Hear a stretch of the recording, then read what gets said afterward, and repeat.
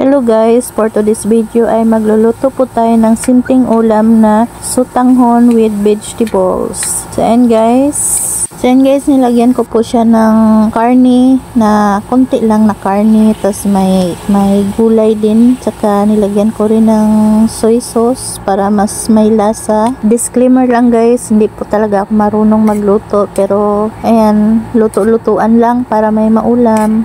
Sa mga may magtatanong dyan kung anong lasa, ito guys, para sa akin, okay naman ang lasa guys, masarap naman kasi ako ang nagluto. Believe talaga ako sa mga nagko-content na voice over kasi ang galing nila, sobrang galing nila mag voice over. Alam nyo ba mga mi, na nahihirapan talaga ako mag voice over kasi hindi ako marunong magsalita. I mean, hindi naman sa hindi marunong magsalita, marunong ako magsalita, pero grabe, believe talaga ako sa ibang mga nagbo-voice over kasi ang bilis nilang magsalita mga mi. Ako parang iniisip ko pa lang, wala na akong masabi. So yun lang mga mi, luto na po ang aking sotanghon with vegetables.